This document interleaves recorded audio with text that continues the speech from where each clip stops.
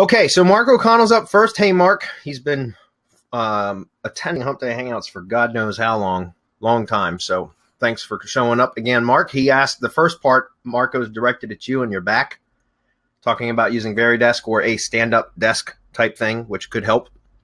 So I'm not going to read that to you because you can read that, but thanks for that, Mark. That's a good suggestion. I know a lot of people are doing that stuff now, the stand-up desks. Converting their desk to stand-up desks or whatever, using Veridesk or other sort of products like that. And they say, I've read a lot of stuff about, I guess sitting down now is like what they consider is bad for your health, like smoking was 20 years ago or something. I don't know, but you might want to consider. I heard the same thing. That, or just if you can't do the standing desk, just get up and move. Don't sit there for an hour or two at a time. Every hour, get up and move around for 5 or 10 minutes. I can't sit around for an hour anyway. I have to stand up. I have to sit down. I have to lie down. I'm beyond Veridesk. I need surgery. I have to go have surgery. I mean, I'm beyond that. Once I heal and go through the whole process, then that would be an option. So thanks, Mark. All right. So the question is, my question relates to mobile specific design. Ooh, this will be a tough one for me because I'm not up to speed on mobile stuff at the moment. I've been using Beaver Builder Page Builder, which is an incredible web design tool. And Beaver Builder allows you to create different layouts that will only be shown on mobile if the site doesn't look quite right on a mobile. So you can copy a certain part of the website and change it slightly for mobile users, which results in a better experience for all devices, as you can modify the design or text or whatever you want for any device. But in the source code, it shows both layouts. If the content is the same, will this be classed as duplicate content?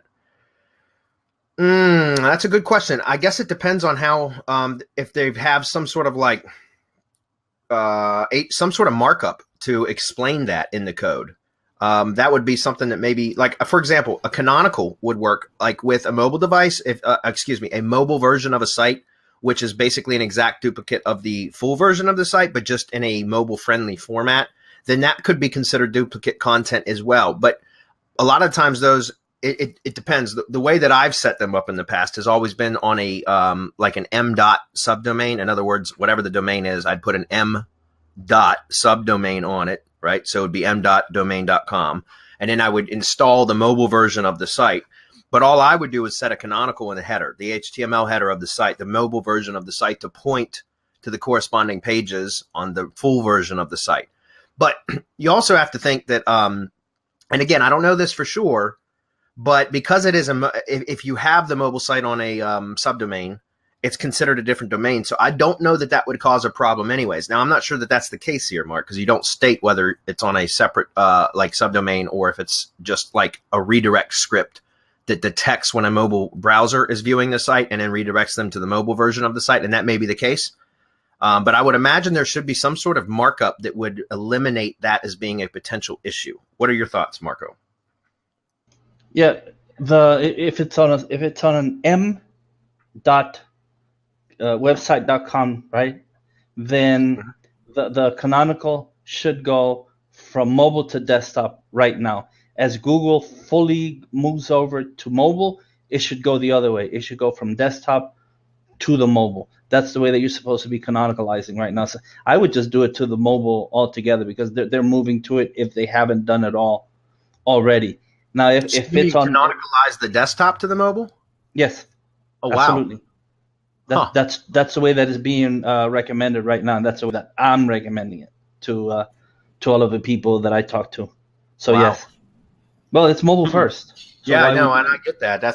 It's old habits die hard. Yeah, I know. Yeah. So now it's quite a shift. If you have a responsive website.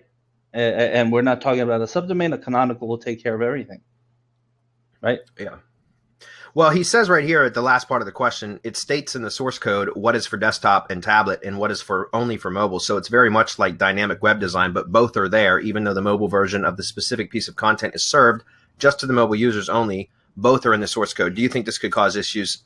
Sorry for the long comment. No, Mark, I don't think it does. I mean, again, I don't know because I'm not that versed on mobile stuff yet. It's not something I've spent a lot of time studying at the moment.